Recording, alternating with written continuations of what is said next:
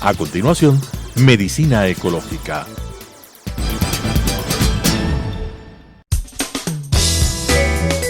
Clasificación A.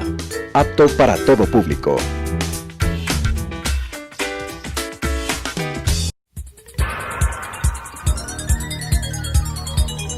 Las opiniones vertidas en este espacio por la producción y dirección del programa son de exclusiva responsabilidad de sus autores y de quienes intervienen en ellos.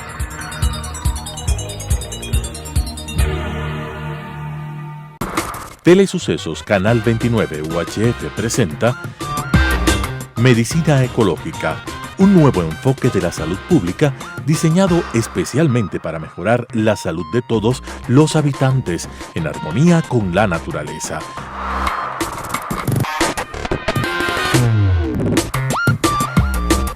Con la conducción del Dr. Walter Mena Ordóñez. Medicina Ecológica.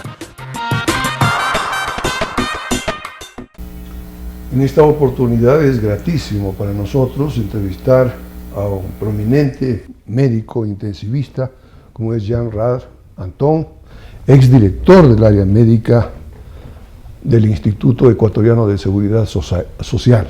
Es decir, tiene una formación importante, una formación académica y una experiencia enorme para hablar sobre el tema sanitario. Nuestro tema para hoy es la introducción. Jean Rad, con toda su sapiencia, nos va a indicar sus puntos de vista respecto de este extraordinario tema, la necesidad de que todo el país tenga presente un sistema, la existencia de un sistema nacional de salud de cobertura universal. Nosotros, durante todos nuestros programas, hacemos referencia a un esquema de 10 puntos relacionados con el Sistema Nacional Intercultural Financiado. No vamos a repetirlos ahora, decimos más bien de modo general, un código es el conjunto de normas y reglas sobre una materia. En efecto, si hablamos de salud, es el conjunto de normas y reglas que configuran un sistema de altísima complejidad y tiene, como todos los sistemas, entradas, procesos, salidas, mecanismos de retroalimentación. Según Bertalanffy, ya hace un siglo que enunció la teoría de sistemas. La complejidad es mayor si entendemos que los procesos en un sistema de salud son de lo más variados: físico, químico, biológicos, sociales, en fin, para citar los más importantes. Dada la complejidad para su sistematización, deben intervenir equipos interdisciplinarios que puedan complementar conocimientos y experiencias sobre el tema. Durante 8 años la legislatura trató, sin conseguirlo, de armar un código de salud, fallido por cierto. El resultado fue un monumental mamotreto sin pies ni cabeza, más parecido a un Frankenstein, decimos nosotros. Su ampulosa retórica seguía los mismos lineamientos de la Constitución llamada de Montecristi, la Constitución de 2008, que es vigente, donde se consagra a un gran dictador, nos consagró un gran dictador, y el ministro de Salud, curiosamente, aparecía en el COS, al que hacemos referencia, al Código Orgánico de Salud, como un pequeño dictadorzuelo en el sector salud. No se les ocurrió a los señores legisladores pensar en una autoridad sanitaria nacional, colectiva, representada en un Consejo Nacional de Salud, en el que tuvieran cabida y participación con voz y voto las personas y actores relacionados con la prestación de salud. Sencillamente esto se debió a que no cabía en la lógica dictatorial. Estos son conceptos, la participación, la descentralización, cabe en un sistema democrático y no dictatorial. Bienvenido a nuestro programa, Jan. Es un gusto tenerte con nosotros. Yo quisiera comenzar por hacerte una pregunta relacionada con este bendito COS que felizmente fue vetado por el presidente Moreno. Por favor, estimado Jan. Muy buenas, Walter. Gracias por esas palabras que me elogian. Ya tuvimos un COS, ya se parió, por término correcto, un COS que duró los tiempos necesarios para que el Ejecutivo lo vete. ¿Qué es un código? Tú lo has definido. Es un conjunto de normas, de leyes que regulan un gran campo complejo, difícil, multifacético, que es la salud. Esto se inició 8 años, ¿qué estoy diciendo? Y si uno ve la historia del país, porque el que no conoce la historia está condenado a repetirlo, se ha venido intentando tener un código de salud coherente, organizado, hasta llegar al actual. No me refiero al derogado, sino al que actualmente está vigente, supongo que estará vigente, y que no se cumple. Es muy difícil. Para eso se necesita democracia, y lo que menos tuvimos en estos últimos años fue democracia. De tal manera que hay una gran expectativa de poder llegar en algún momento a un consenso nacional en donde podamos al fin decir, tenemos un sistema. Precisamente de esto queremos hablar. Yo sé que tú tienes un desarrollo muy interesante y especial respecto de cómo debería ser, no ese código orgánico de salud, no vamos a repetir el mismo error del pasado, ¿no? Vamos a hablar sobre los criterios generales sobre los cuales debería construirse ese sistema nacional de salud que necesitan los ecuatorianos. Bueno, los ecuatorianos necesitamos tener este referente. Yo les llamo el marco jurídico de referencia de la salud, que no lo tenemos ni aún con el sistema actual. Una gran disputa para saber quién es el representante legal. Es muy fácil hacerlo. El presidente de la República, porque esto es parte de un área de gran importancia en el desarrollo de un país. Entonces le delegamos al ministro de Salud, y el ministro de Salud, los últimos ministros de Salud realmente nos han conducido al desencanto. Pequeños dictadorzuelos. Ninguno de los últimos ministros de Salud que tuvimos en los últimos 8 años, solo para hacer referencia a esos años, tuvo la fuerza, la fortaleza del presidente, en este caso de Correa. Nadie, creo que en el país, tiene esa fuerza, y para poder seguir engañando durante tanto tiempo a tanta gente, y que nosotros humildemente lo aceptamos. Ahora ya no lo aceptamos, ahora nos damos cuenta que eso nos condujo a un cerco cerrado, donde las posibilidades del diálogo, fase fundamental de cualquier sistema, se den. Es indispensable que el país tenga un diálogo amplio de salud. Y para eso hay que estudiar a cada uno de sus componentes, a todos. No solamente ver el Ministerio de Salud como el componente más importante de las políticas de salud, no. Este país nuestro tiene un sistema de salud en el cual laboran un pocotón de instituciones importantes.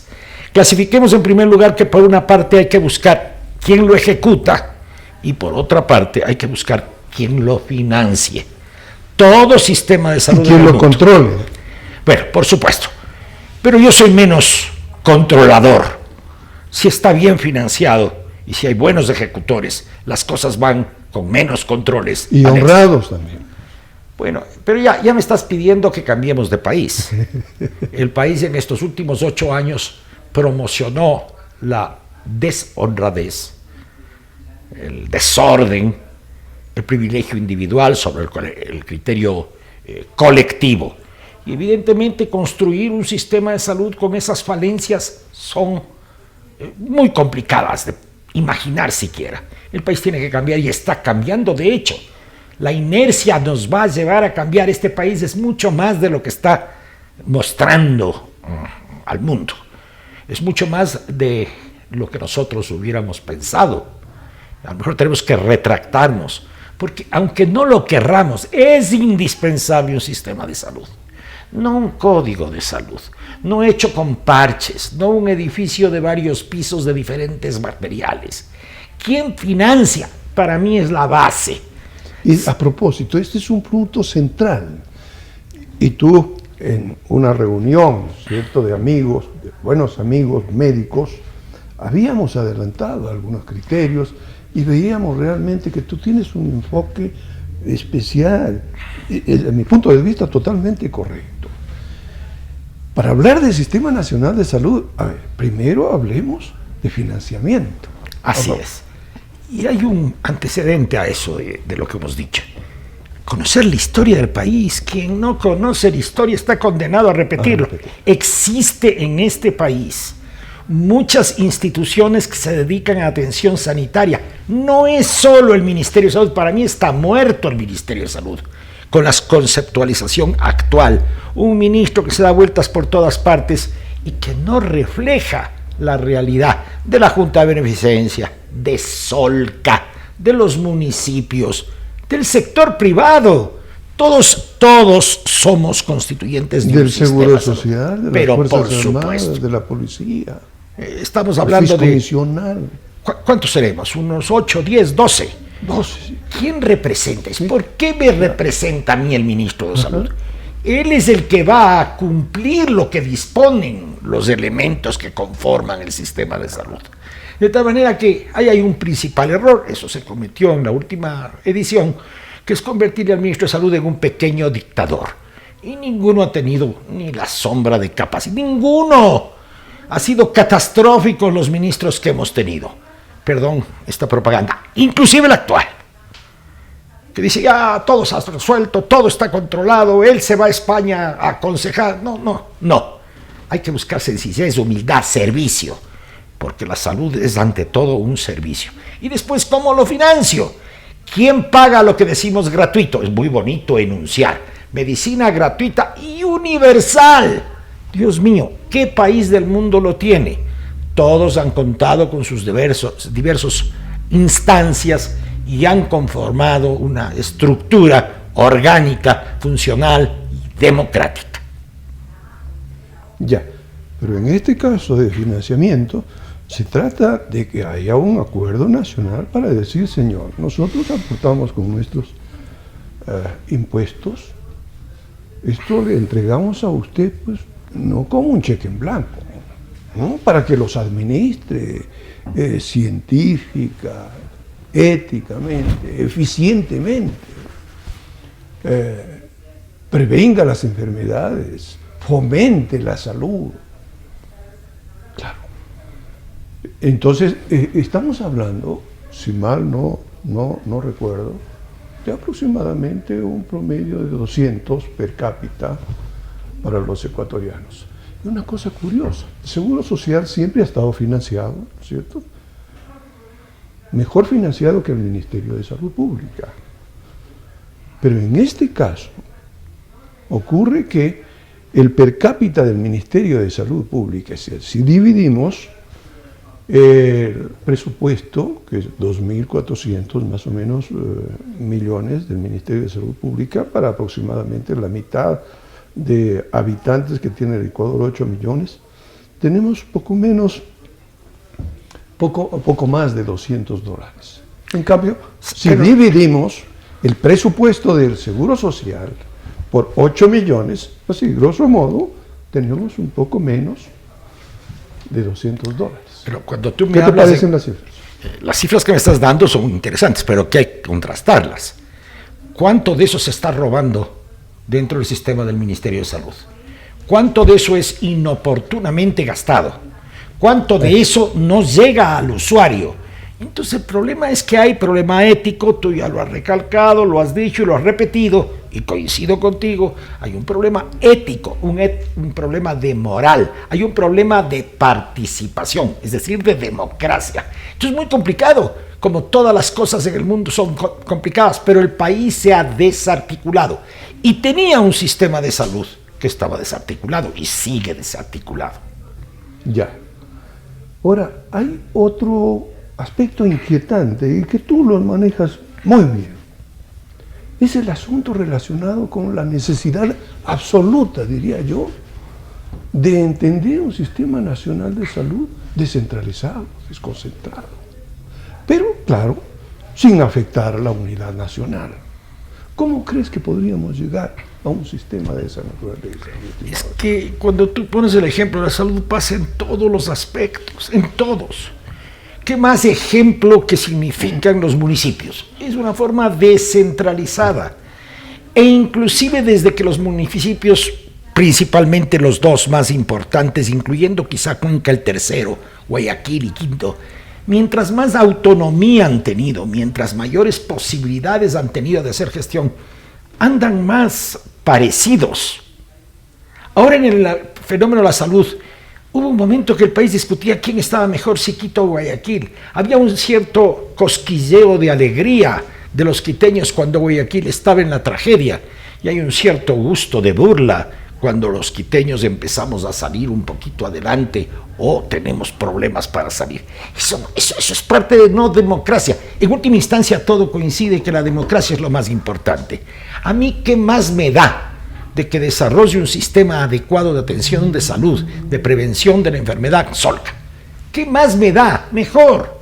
Solca nace de la Junta de Guayaquil, sale de Guayaquil, de la sociedad guayaquileña, del municipio de Guayaquil. Ahora tiene ya pues 5, 6, 7, 8 provincias que tienen su Solca.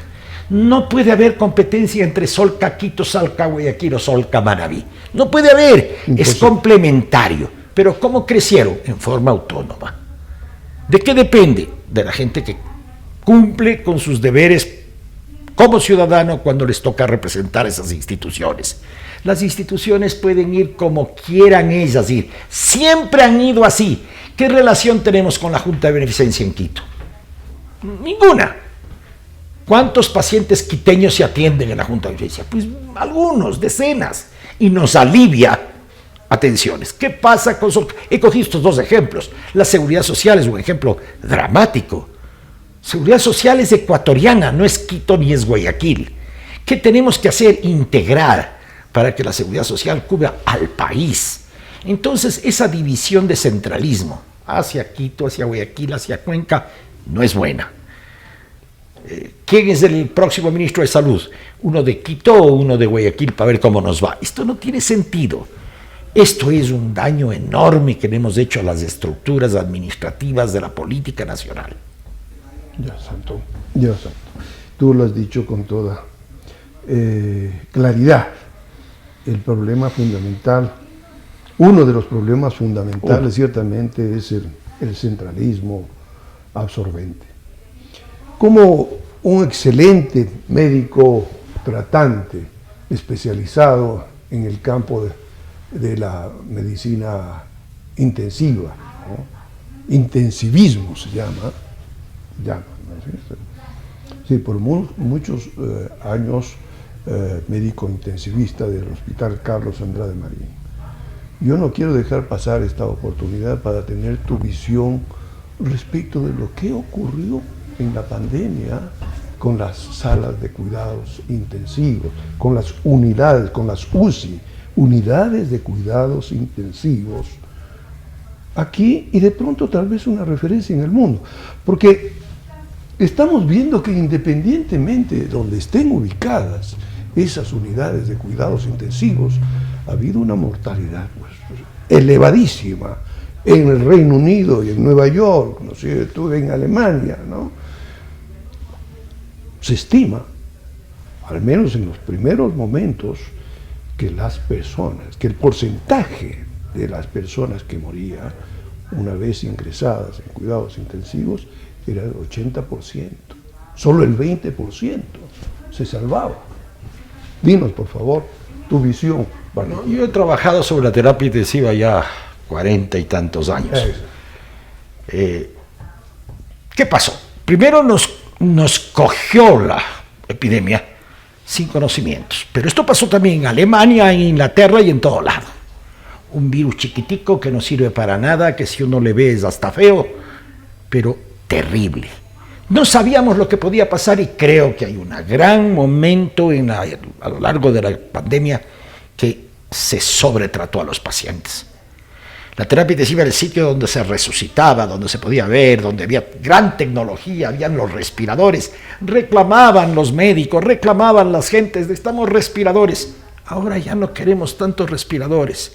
Reclamamos medicinas sofisticadas, antivirales. Ahora ya no es tan importante. Salvo la propaganda de Trump a los medicamentos, no hay un solo medicamento que haya ayudado en forma definitiva a disminuir la mortalidad. Hubo sobretratamiento. Pacientes como los Trump ecuatorianos recibían 3, 4, 5, 6 antivirales al mismo tiempo.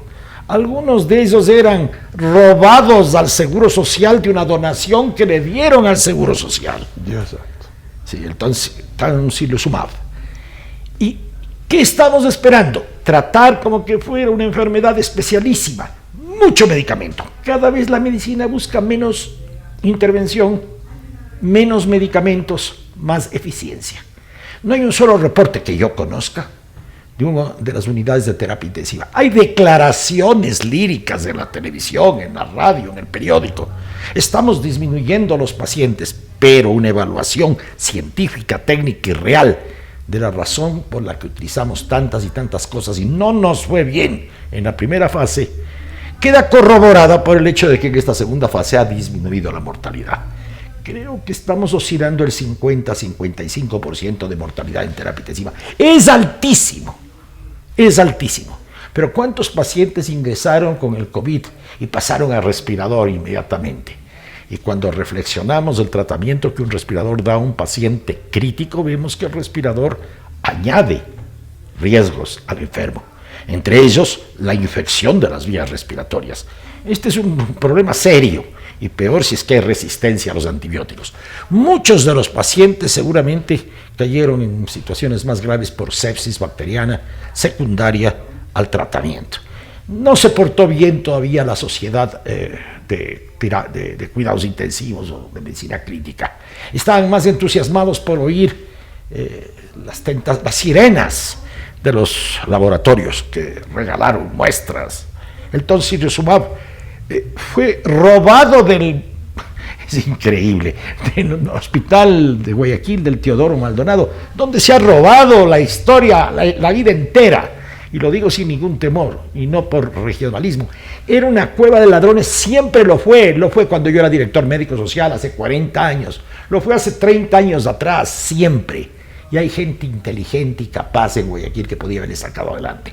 Pero se robaron los medicamentos, se administraron sin ton ni son, y los efectos indeseables de los medicamentos aumentaron la mortalidad. Son los criterios de un especialista en el área de cuidados intensivos, con una vastísima experiencia en esta materia.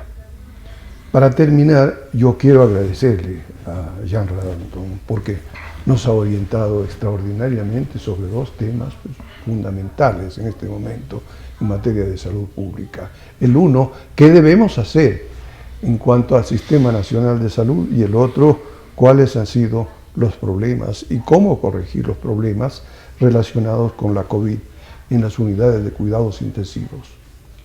Muchas gracias a ustedes por su atención y hasta la próxima. Gracias. Gracias a ti, Walter. Las opiniones vertidas en este espacio por la producción y dirección del programa son de exclusiva responsabilidad de sus autores y de quienes intervienen en ellos.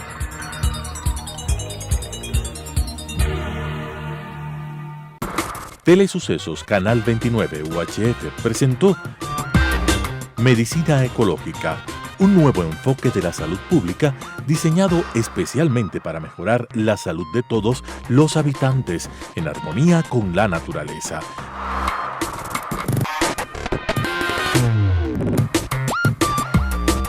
Con la conducción del Dr. Walter Mena Ordóñez. Medicina Ecológica,